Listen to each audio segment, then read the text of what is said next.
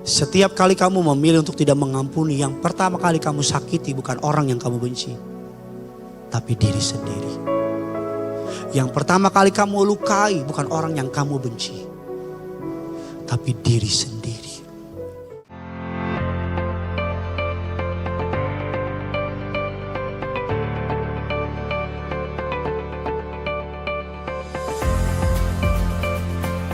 Apa kabar semuanya saudara? Saudara kalau mau jawab tidak luar biasa juga gak apa-apa kok saudara. Karena gereja di tempat ini saudara bukan diminta untuk berpura-pura. Tapi ini rumah Bapak saudara, saudara bisa datang apa adanya. Apa kabar semuanya saudara? Puji Tuhan, mari sama-sama kita akan belajar kebenaran firman Tuhan. Bapak Ibu, dalam hidup ini timing is everything. Sama-sama bilang sama saya, timing adalah segalanya. Saudara, seorang penyanyi mereka akan mengeluarkan album melihat timingnya saudara. Contohnya kalau penyanyi rohani ingin mengeluarkan album Natal, mereka akan menunggu bulan November dan bulan Desember. Betul apa tidak saudara?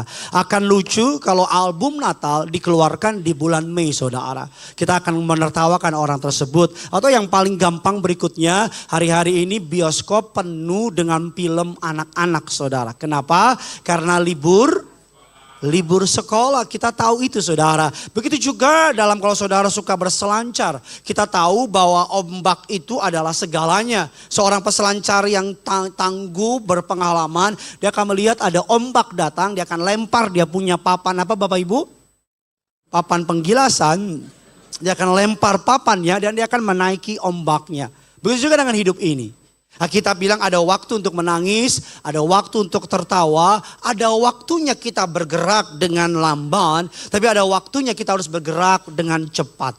Salah satu tema yang paling besar dalam hidup ini adalah penundaan. Bukan tidak tua, tidak muda, tidak educated, non-educated, kaya, miskin, kita punya penyakit namanya suka menunda-nunda. Ada dua tipe penundaan dalam sisi Alkitab ya. Yang pertama adalah penundaan yang bertanggung jawab. Sebagai contoh, berapa waktu lalu Bapak Ibu, saya sama istri ingin membeli sesuatu. Tapi karena anak saya yang paling besar masuk SD Bapak Ibu, dan biaya SD sekolahnya cukup mahal. Jadi apa yang ingin kami lakukan, apa yang kami punya, kami batalkan. Kami duluin anak kami. Itu penundaan yang bertanggung jawab. Sebagai contoh misalnya kita pengen beli HP, kita tahan karena anak kita butuh buat beli HP juga. Penundaan yang bertanggung jawab.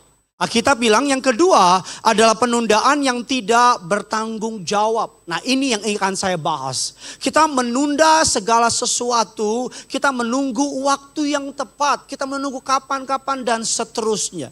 Hal ini mengakibatkan rencana Allah, penundaan yang terus-menerus bisa menjadi pintu masuk bagi dosa. Kelalaian, penundaan adalah sebuah tanda ketidaktaatan. Penundaan adalah pencuri waktu ilahi. Kalau ada kesempatan Bapak Ibu yang Tuhan panggil kita untuk setia dan taat tepat waktu. Nah hari ini kita akan belajar, tema khotbahnya adalah sebelum terlambat. Sebelum apa Bapak Ibu? Terlambat. Kita suka bilang makanya penyesalan itu kalau di depan apa namanya? Pendaftaran. Kita suka ngomong dan kita suka ketawa kan, haha gitu kan. Tapi banyak dari kita suka menunda. Nah hari ini goalnya adalah saya akan belajar, kita akan mengajar, ya begitulah. Kita akan belajar bersama-sama kapan kita harus bergerak dengan cepat. Kapan kita harus meresponi apa yang menjadi waktunya Tuhan. Mari yang pertama Bapak Ibu kita lihat firman Allah Markus 1 ayat 16 sampai dengan ayatnya yang ke-18. Doa saya pulang dari tempat ini saudara diberkati Tuhan. Yuk kita baca 3 ayat ini sama-sama. 3, 2, iya. Ketika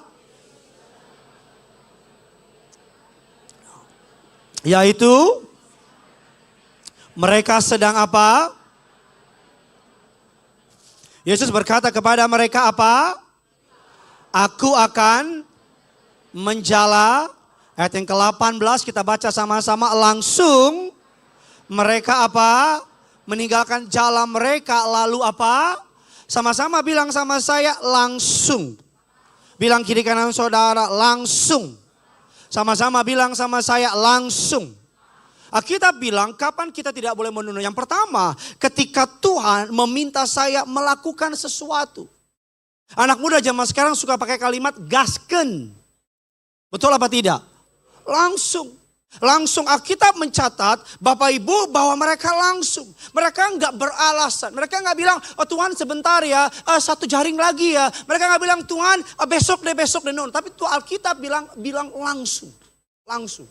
Saudara bisa bayangin gak kalau saudara punya anak, dan saudara minta sama dia, nak tolong ambilin gula dong. Papa lagi bikin kopi nih. Dan anak saudara bilang, besok ya pak. Apa yang kau lakukan? Kau coret dari kakak kan? Betul tidak? Atau saudara bilang sama anak saudara, nak papa lapar, tolong masakin makanan dong. Tahun depan pak. Itu dalam konteks orang tua. Yang untuk kepentingan dia. Semua yang Tuhan minta kita lakukan, percayalah Allah gak punya hidden agenda. Allah gak punya untuk memperkaya dirinya. Allah tidak ingin untuk merugikan saudara. Semua yang Tuhan minta saudara lakukan adalah pasti untuk kebaikan saudara. Amin. Mungkin di depan kelihatannya rugi. Mungkin di depan kelihatannya nggak menguntungkan. Mungkin di depan kelihatannya capek. Mungkin di depan kelihatannya keluar duit. Mungkin di depan kelihatannya nyusahin. Tapi percayalah dari mimbar yang kudus ini sebagai gembala saudara. Izinkan saya menyampaikan apa yang Roh Kudus taruh di hati saya. Kalau Tuhan meminta saudara melakukan sesuatu. Istilah orang zaman sekarang bilang asap. Tahu asap? Tidak ada api, itu maksud saya. Asap artinya as soon as possible. Secepat mungkin. Mari kita lihat sebuah ayat lagi. Bapak Ibu, Mazmur 119 ayat 59 ayat yang ke-60. Dikatakan aku memikirkan jalan-jalan hidupku, melangkahkan kakiku menuju peringatan-peringatanmu. Aku bersegera dan tidak berlambat-lambat, bersegera. Kejadian 22 ayat 2 dan ketiga. Yuk sama-sama kita baca. 3, 2, ya firman-Nya.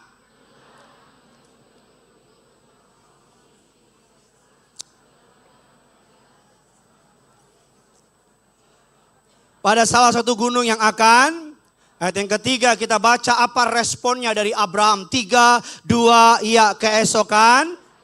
Pagi-pagi bangunlah, ia memanggil beserta anaknya, ia membelah untuk lalu pergi ke tempat yang dikatakan.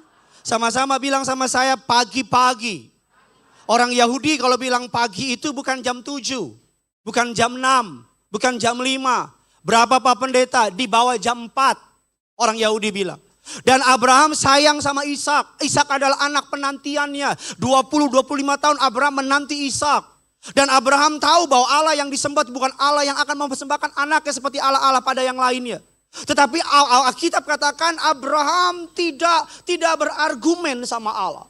Alkitab katakan Abraham tidak. Saudara, dalam ayat yang Tuhan berikan perintah kepada Abraham. Kita belajar bahasa Indonesia. Ada yang namanya SPOK.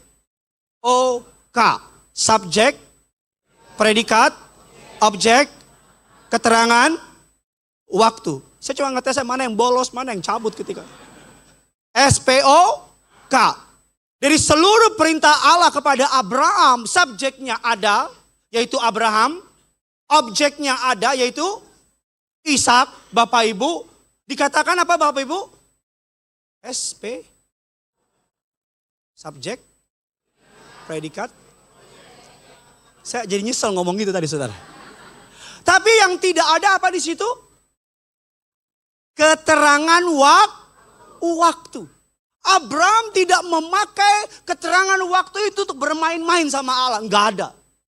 Kadang-kadang kita kalau Tuhan suruh, kita cari kalimat Allah. Kita berusaha keluar dari perintah Allah supaya kita bisa lolos dari yang Tuhan minta. Kita kayak pengacara, apa yang Allah bikin, kita cari nih, mana kelemahan kalimatnya. Supaya kita bisa save ourselves. Supaya kita bisa lari dan bisa mengamankan. No, Abraham gak bilang, Abraham bisa bilang begini loh. Tuhan kan gak bilang kapan. Betul gak? Ya nantilah ketika Ishak udah 99 tahun. Betul apa tidak? Semakin lama Abraham menunda, maka semakin lama rancangan Allah digenapi dalam hidup Abraham. Semakin lama kamu menunda apa yang Tuhan minta dalam hidup kamu. Kemarin kita ikut retret. Nggak nanya saya kasih tahu. Coba siapa yang ikut retret kemarin? Anak-anak muda. Kalau opa oma nggak usah angkat tangan. Banyak anak muda, ayo pelayanan. Ayo gabung pelayanan. Aduh pengen sih kak, tapi ya nanti deh lagi sibuk kuliah. Udah lulus kuliah, ayo gabung pelayanan. Nanti kak, baru masuk kantor. Masuk kantor, aduh kak baru diangkat jadi manajer nanti. Diangkat jadi manajer, aduh kak baru nikah nanti. Aduh kak baru punya anak nanti. Aduh anak masih kecil-kecil nanti. Umur 90 tahun baru, ayo kak pelayanan. Mau daftar apa? Choir. Lo lompat gue yang takut. Lo lompat juga nyawa lo nanti. Kalau Tuhan sudah suruh banyak dari kita. Kita cari bagaimana lolos dari yang Tuhan minta. Jangan ngomong gini sama saya. Aduh Pak Pendeta, anak masih kecil-kecil. Nanti deh kalau anak udah gede dikit deh. Baru deh. Soalnya kalau sekarang saya langsung ikut melayani Tuhan. Siapa yang kasih makan mereka? Emang selama ini kamu yang kasih makan? Kemarin saya retret. Saya udah bilang tadi kan. Cuman mau ngulang aja ulang. Main retret.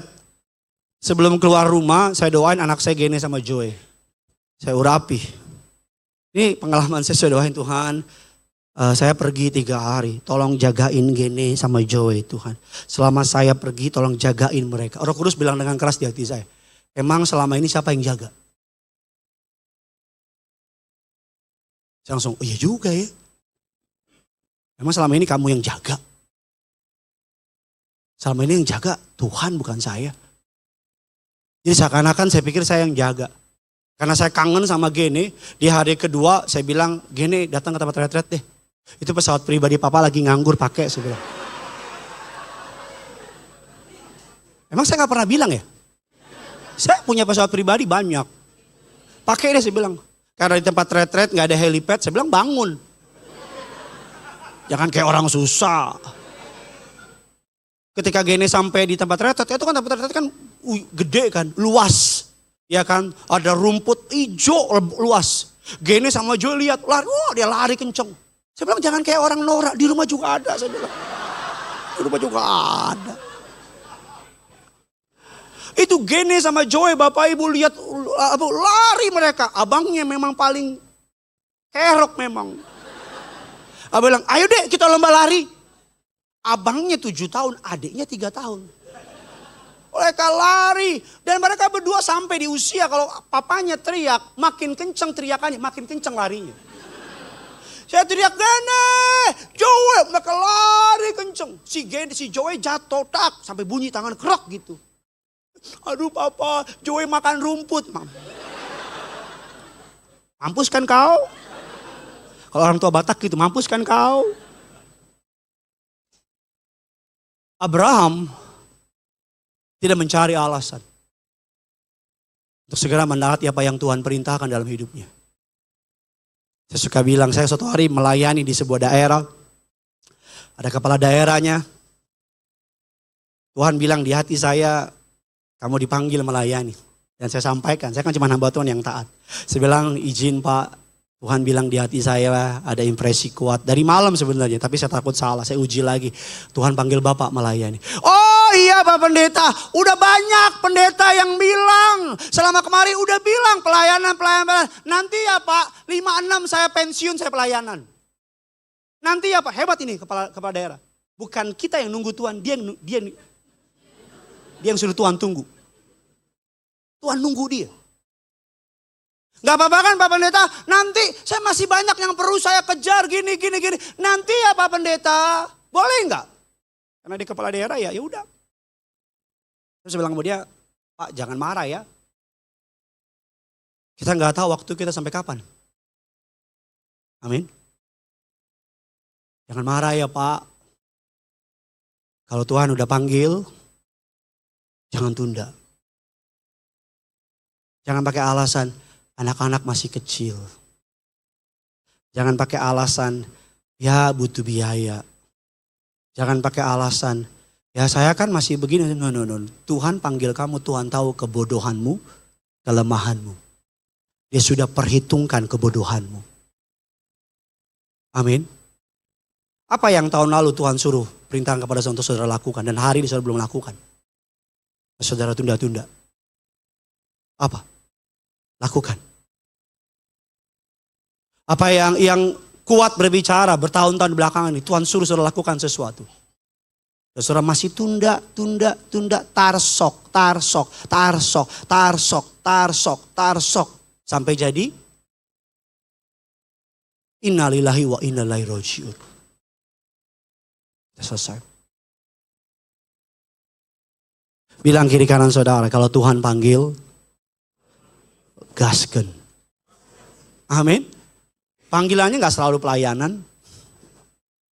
Panggilannya kadang-kadang bilang musim kamu sudah selesai. Musim kamu di situ sudah selesai. Pindah ke musim yang baru. Jangan tahan. No. Saya masih suka di musim ini Tuhan. Saya masih nyaman di musim ini. No, Tuhan bilang pindah. Udah lama Tuhan taruh di hati saya. Ada banyak ide, kerinduan, pikiran di hati saya. Untuk buat ini. Tapi karena terhalang organisasi gak bisa buat apa-apa. Gak bisa. Tiap kali ada hamba Tuhan bilang gini sama saya. Saya langsung, alah, enggak, tapi kuat di sini. Enggak. Tapi Tuhan, puji Tuhan baik sama saya. Amin. Salah satu yang paling inti, gereja kita Bapak Ibu sudah mulai reguler kasih makan di daerah Jakarta Utara. Kemarin di sini ada 6 orang ikut bantu masak. Ada ibu-ibunya sini mau ikut bantu masuk? 1. Kan mau angkat tangan latihan rambut dia. 1. Mulai reguler kasih masakan, kasih makanan. Datang dari jam berapa pagi Ibu? Subuh ya? Jam 6 ya? Oh berarti Ibu golongan kedua ya? Datang dari pagi masak Bapak Ibu. Siapin masak, kasih ke warga. Ketika Tuhan taruh itu di hati kami Bapak Ibu. Saya bilang udah lakuin. Secara logika itu kan duit lagi. Betul tidak? Keluar biaya lagi kan. Bikin pusing lagi kan. Tapi saya cuma belajar taat sama Tuhan. Amin. Belajar apa Bapak Ibu? Taat sama Tuhan. Renovasi sudah mulai lihat di depan. Kalau main aman, ya udah. Kalau nunggu semuanya siap dulu baru jalan, itu bukan iman. Tapi saya percaya. Tugas saya taat, bagian Tuhan menyediakan jalannya. Tepuk tangannya bisa lebih dahsyat dari ini. Apa yang Tuhan suruh saudara lakukan di tahun-tahun yang lalu jangan tahan lagi. Do it. Bilang kiri kanan saudara, lakuin aja bos. Yang kedua Bapak Ibu, apa yang Tuhan minta untuk kita segera lakukan. Dalam sebuah ilmu Bapak Ibu namanya psikoneuroimunologi atau singkat dengan PNI. Ilmu yang mempelajari interaksi antara pikiran, sistem saraf dan kekebalan tubuh.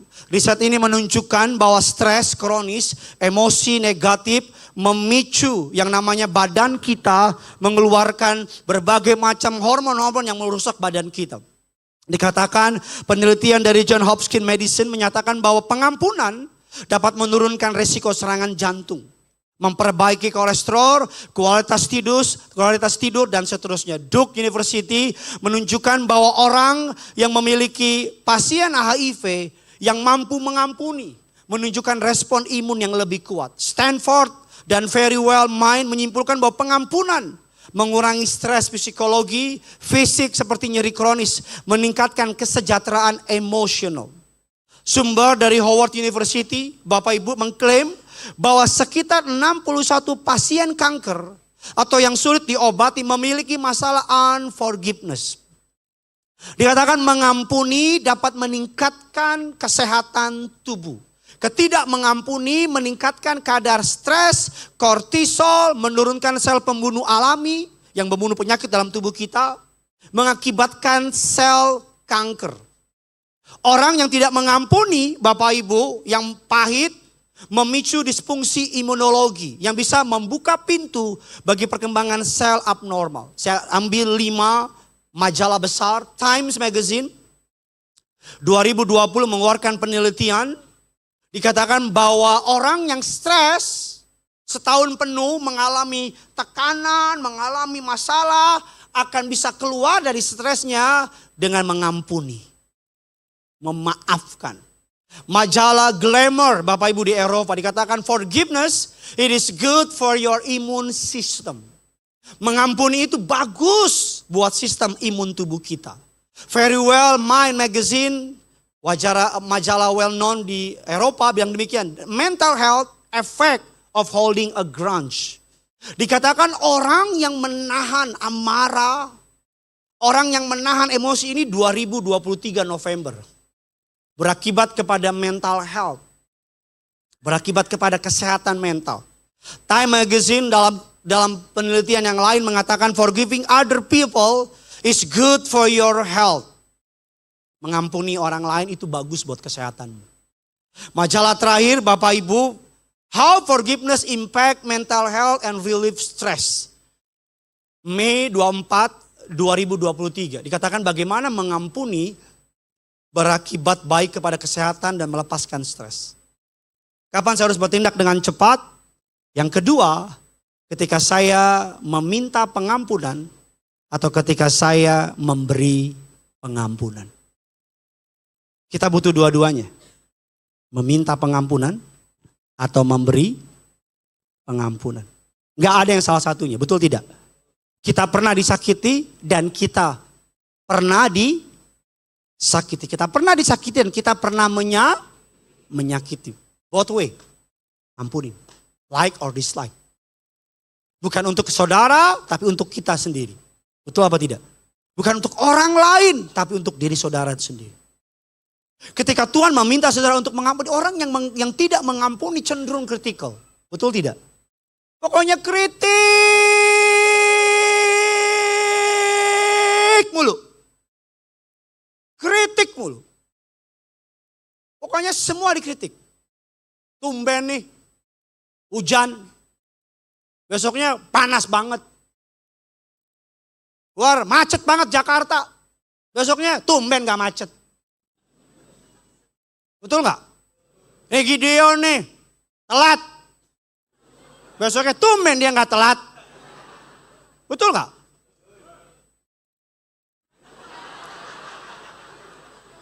Gak apa-apa, memang ada domba, ada kambing di tengah domba memang. Ya. Isi saya saksinya ada jemaat kita, Bapak Ibu, ya bukan jemaat kita sih. Karena malas nyebut dia jemaat. Tiap hari habis saya khotbah Bekasi, habis saya khotbah DM saya cuma maki-maki. Tapi tiap minggu datang.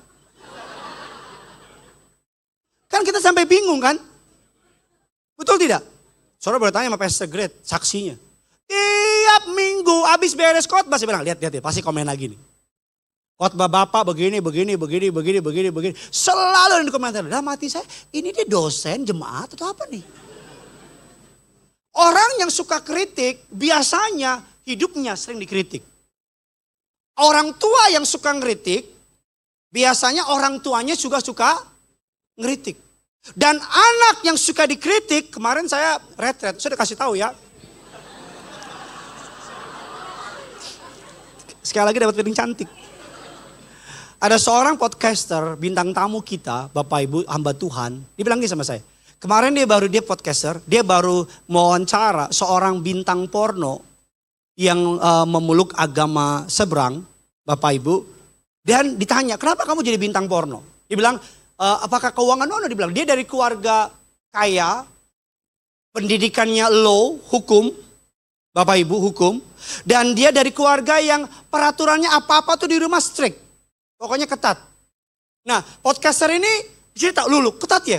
Itu gimana? Dia ke Eropa, di Eropa dia dapat kebebasan, gak ada yang kritik, gak ada yang komen. Dan ketika dia butuh duit,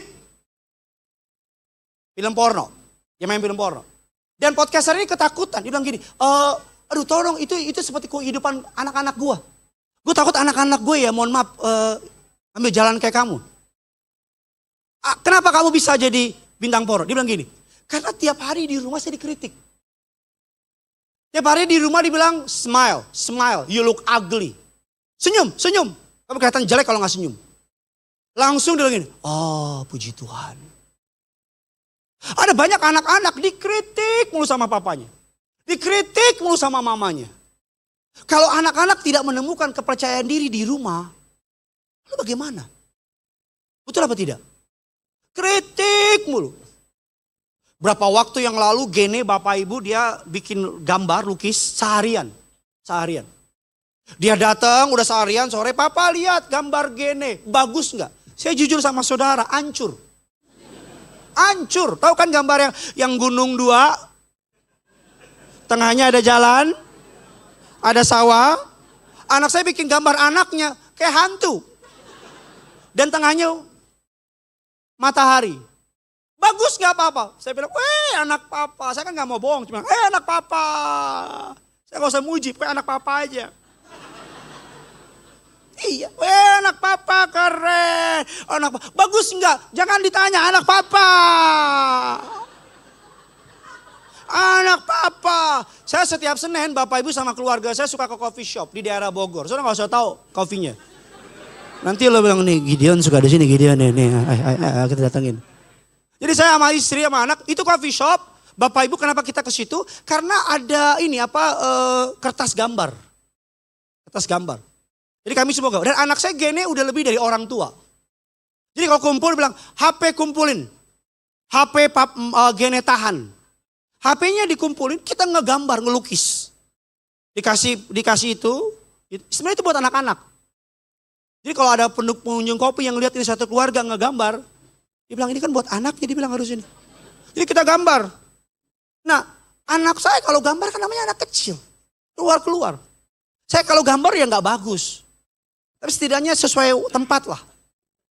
Istri saya ambisius. Udah gambar habis saya bilang jangan gitu dong Bambang.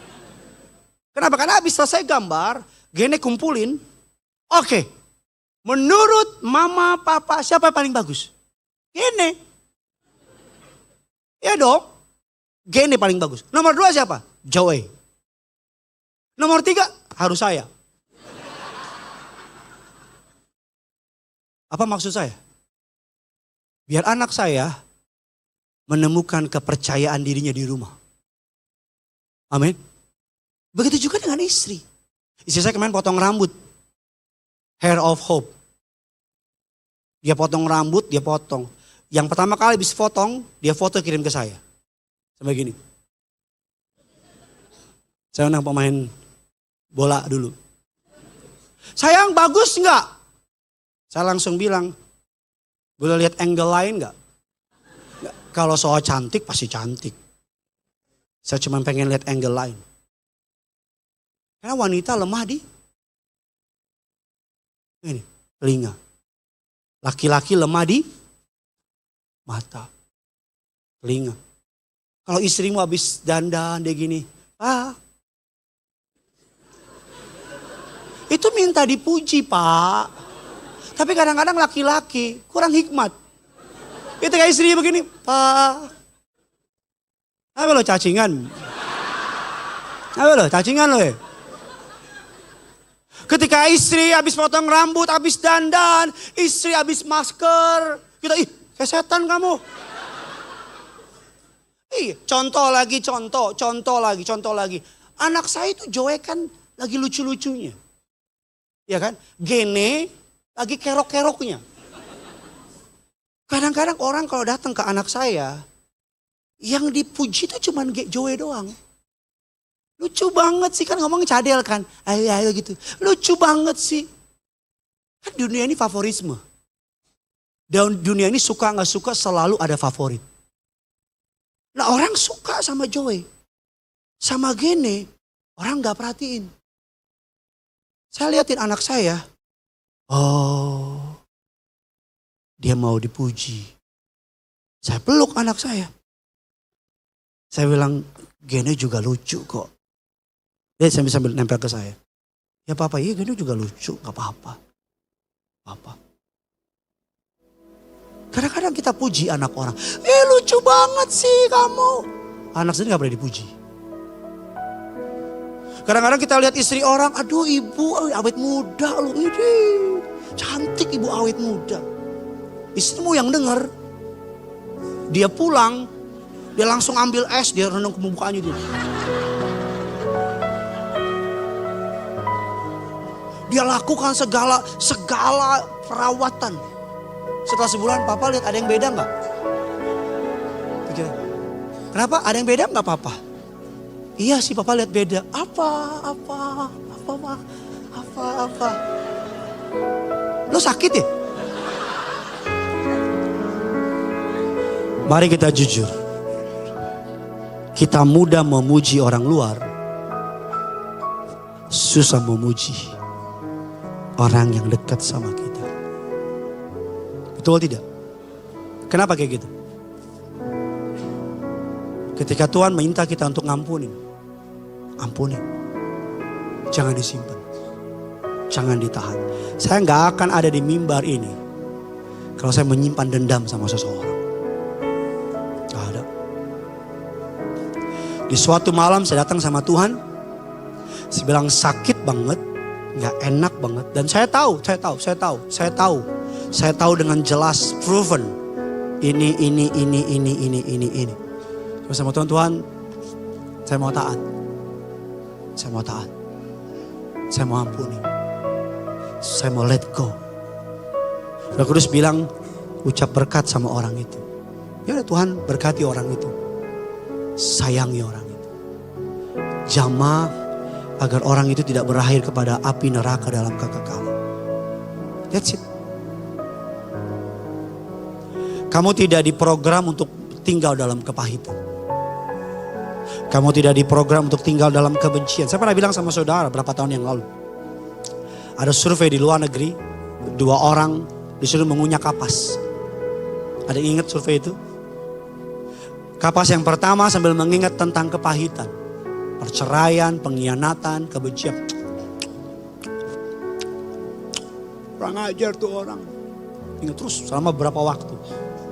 Orang yang kedua sambil mengunyah kapas disuruh mengingat hal-hal baik dalam hidupnya. Hal-hal baik. Oh rumah baru. Oh mobil baru. Selesai berapa waktu kemudian, saya nggak tahu berapa lama. 2 kapas mereka diteliti di bawah mikroskop. Yang mengunyah kapas sambil mengingat hal yang benci. Dalam ludahnya ada enzim yang bisa mengakibatkan kanker. Dalam ludah yang satu sambil mengingat hal-hal yang baik. Ada enzim yang meningkatkan sistem imun tubuh. Apa maksudnya? Setiap kali kamu memilih untuk tidak mengampuni, yang pertama kali kamu sakiti bukan orang yang kamu benci, tapi diri sendiri. Yang pertama kali kamu lukai bukan orang yang kamu benci, tapi diri sendiri. Botol minum ini tidak didesain untuk menyimpan lava. Tahu lava kan? Yang merusak.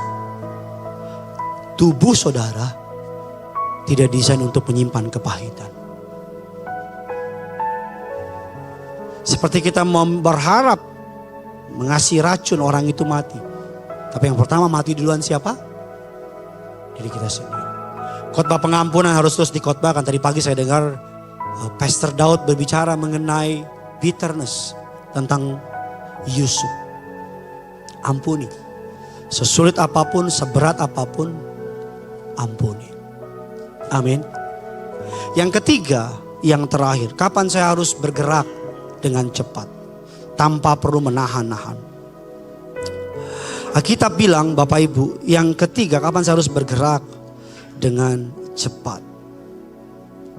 Ketika saya sedang diuji atau ketika saya sedang digoda. Sama-sama bilang sama saya, diuji. Kunci menang menghadapi godaan, jangan argumentasi dengan godaan tersebut. Kunci semakin lama kamu berdiskusi dengan godaan, semakin besar kemungkinan kamu kalah. Banyak orang ketika sedang diuji, ketika sedang digoda. Firman Allah kita buka 2 Timotius 2 ayat yang ke-22, yuk kita baca yuk. 2 Timotius 2 ayat yang ke-22, 3, 2, iya.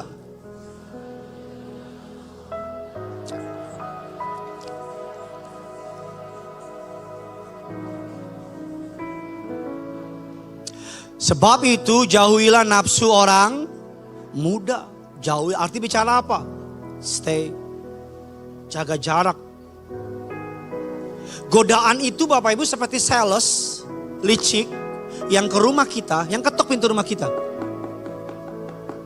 Saudara kalau ketemu sales ngapain? Kalau nggak tarik tutup kan? Betul nggak? Maaf, saya udah punya. Oh maaf, saya nggak tarik tutup. Saudara kalau pergi ke mall, ketemu sales yang nawarin kartu kredit, nawarin apa? Kita tahu kita nggak butuh, kita nggak perlu, betul tidak? Karena kita tahu semakin kita duduk, betul tidak? Semakin lama duduk, semakin apa? Jatuh. Ujung-ujungnya beli aja.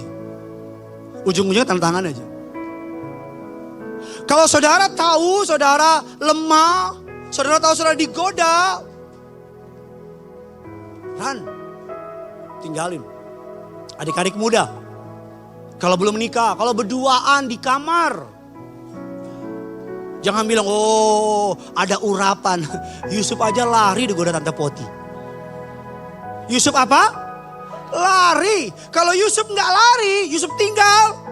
Jangan lepaskan. Jangan lepaskan. Lama-lama Yusuf bilang, jangan lepaskan. Bisa ngerti nggak? Digoda itu nggak dosa. Sama-sama bilang sama saya, digoda itu nggak dosa. Tapi yang dosa adalah mengiyakan sama apa? Sama godaan. Digoda itu semua orang digoda. Tapi Tuhan minta untuk saudara jangan berdialog dengan dosa. Karena dosa tidak datang untuk berdiskusi. Dia datang untuk menghancurkan. Kalau udah tahu kamu sudah nikah, ini istri orang, itu suami orang, udah jaga jarak. Yang setuju bilang amin. Kalau kamu tahu malam-malam kamu suka jatuh karena pornografi, ke onani, suka nonton blue film, udah malam-malam matiin. Semua orang yang selain anak-anak muda yang jatuh kepada onani, masturbasi, kepada pornografi, selalu modusnya nggak pernah berubah. Apa Pak Pendeta? Lagi sendirian. Apa modus kedua? Sendirian, internet kenceng. Cuman lihat. Dari mulai cuman lihat, mulai. Kita semua tahu kisah yang paling sering kita dengar. Kalau nggak mau digigit oleh lebah, jauh-jauh dari sarang lebah. Halo? Masih ada orang di tempat ini, amin? Kalau udah tahu saudara lemahnya minuman, jangan deket-deket sama minuman. Gampang gitu loh. Kalau saudara lemahnya sama judi, udah deket-deket sama Roma Irama. Ngomong-ngomong Roma Irama itu baru kerjasama sama grup band luar negeri Linkin Park. Ngeluarin album internasional. Benar saudara, Roma Irama. Akhir tahun keluar, judulnya Do You. Oh iya, lagu seperti Do You aku suka padamu. Bodoh amat. Saudara,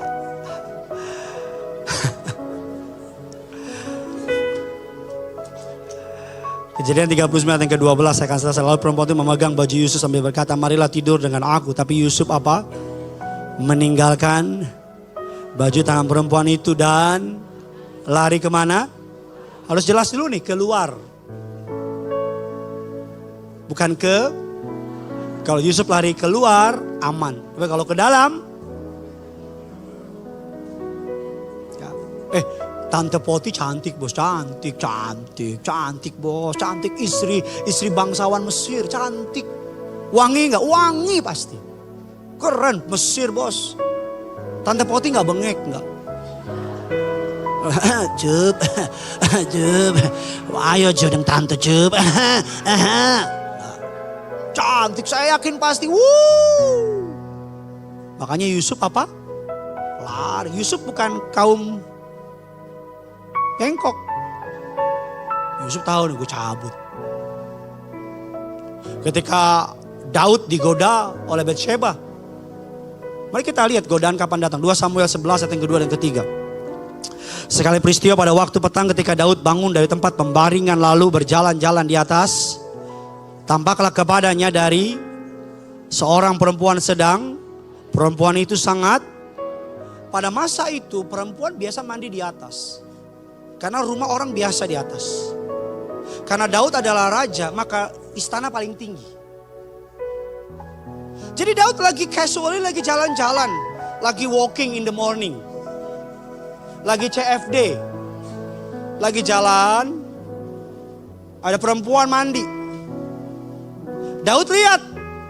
Kalau cuma lihat punya mata bos gak dosa. Kalau Daud ngomong ini darah Yesus. Langsung pergi. Aman. Masalahnya Daud. Darah Yesus.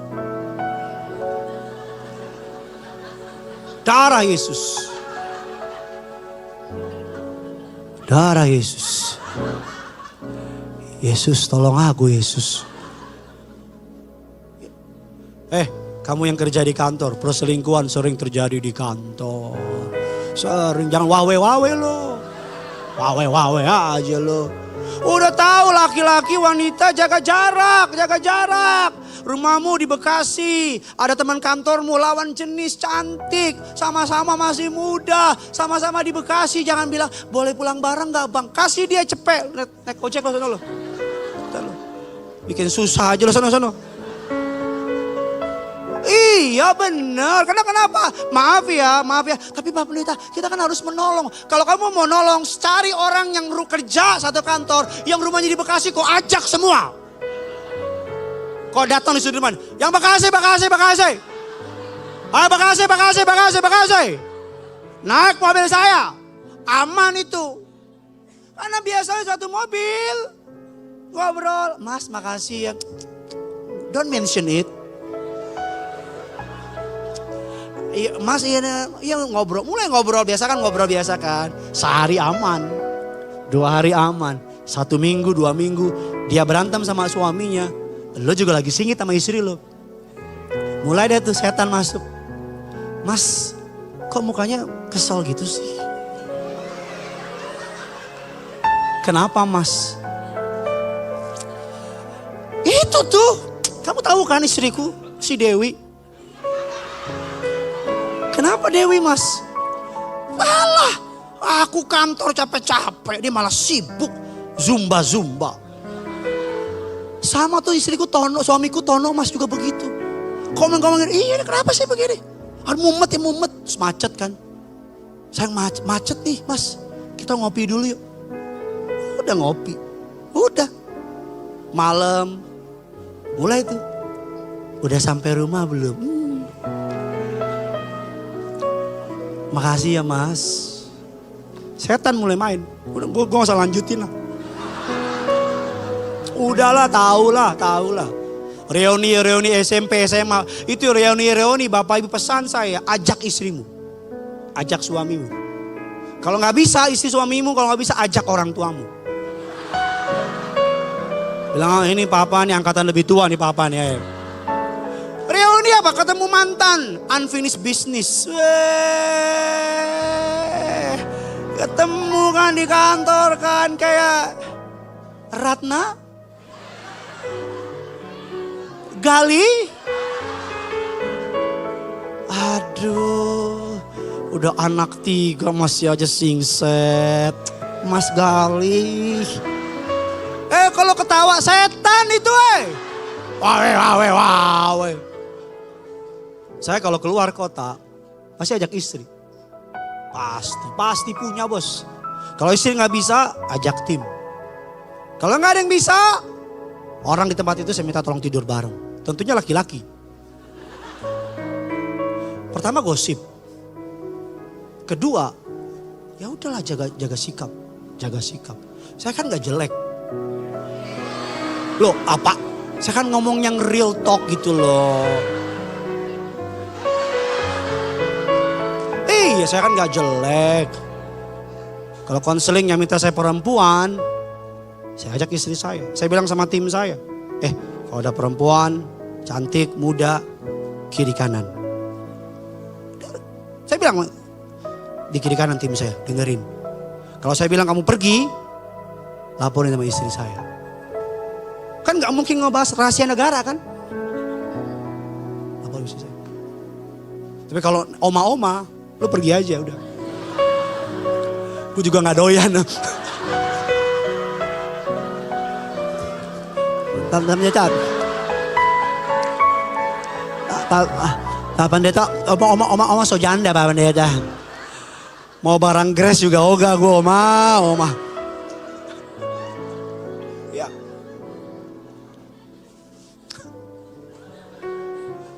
Ya udah itu aja khotbah hari ini ya.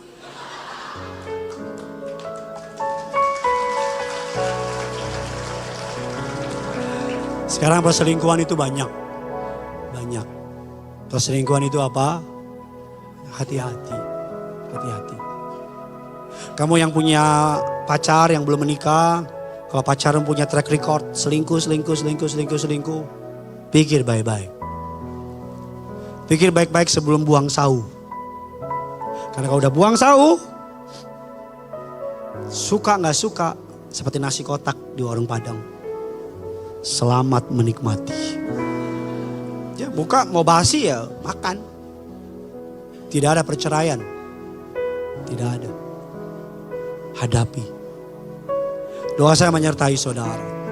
Yang punya surga, crazy in love with.